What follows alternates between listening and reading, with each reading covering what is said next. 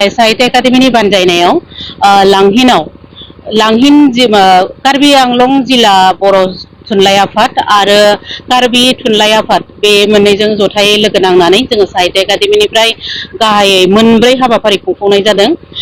गिबियावनो जाहैबाय खन्थाइगिरि मेल, बेनि उनाव सुंद' सल' फरायथिनाय, बेनि उनाव कार्बि आरो बर' आइजो लिरगिरि जथुम, बिनि उनथाराव जोबथारनाय हाबाफारिया जादोंमोन जोंना पेनेल डिसकाशन आरो बे पेनेल डिसकाशनाव जोङो ना हमनाय आयदानि सायाव सावरायनाय जादोंमोन। हाबाफारिया जोबोद मोजाङै जालांदों। जोंनि बियो गिबि हाबाफारि जों साहित्य एकाडेमिनिफ्राय गोबाव समनिफ्रायनो बेबायदि हाबाफारि खुंफुंनो होननानै साननाय जादोंमोन, नाथाय जोङो गोबां जाहोननि थाखाय बेफोर हाबाफारिखौ लाबोनो हानाय जायाखैमोन। नाथाय बावैसो साननि सिगांनिफ्राय जोङो बेखौ थांखि लाथारबायदि जोङो माने लांहिननि बर' लिरगिरिफोरखौ लानानै जोङो बेबायदि मोनसे थुनलाइयारि जथुम खुंफुंगोन। बेजों लोगोसेनो जिहेथु जोंना कार्बि लिरगिरि बिथांमोनहाबो बेबायदि लिरगिरि जथुम खुंनो, थुनलाइयारि हाबाफारि खुंनो थाखाय जोंखौ साहित्य एकाडेमिनिफ्राय खावलायबाय थादोंमोन आरो बे खावलायनायखौ लाखिनानैनो जों दिनै बर' आरो कार्बि लिरगिरिफोरनि गेजेराव मोनसे लोगो हमलायनाय थांखिजों बे हाबाफारिखौ लानाय जादों। हाबाफारिया थारैनो जोबोद जाफुंसार हादों।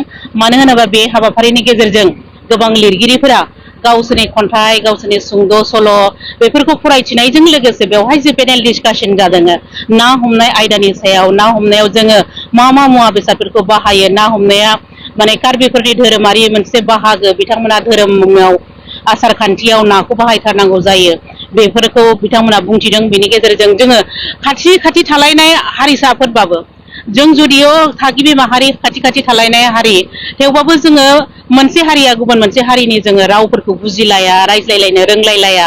नाथाय दिनैनि बेबायदि लोगो हमलायनायनि गेजेरजों जोङो बेखौ मोनथिलायनायनि मोनसे खाबु जादों।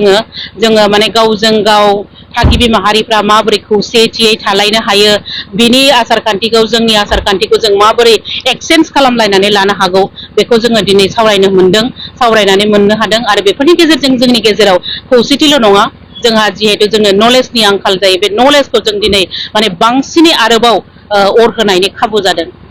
दा बिनि थाखाय जोङो थारैनो लांहिननि थागिबि बर' बिथांमोनखौ जोङो साबायखर बावगोन। बिथांमोननि मददआव लोगोसे जोंनि कार्बि आंलं अट'नमास काउन्सिलनि जाय बिथाङा मावफुं सोद्रोमा, सोलोंथाइ बिफाननि मावफुं सोद्रोमा, बिथाङा जोंखौ जेरैबायदि मदद खालामबाय, बिथांनिसिमबो जोङो जोबोद साबायखर बावगोन। लोगोसे बेयाव थानाय दुलाराय बर' फरायसा आफाद, बिथांमोना जोंखौ जेरैबायदि मदद खालामबाय बे हाबाफारिखौ खुंफुंनायाव, बर' थुनलाइ आफादजों लोगोसे गुबुन आफाद गौथुमफोराबो जेरैबायदि मदद खालामबाय, बिनि थाखाय जों बिथांमोननिसिम रोजा रोजा साबायखर बावो।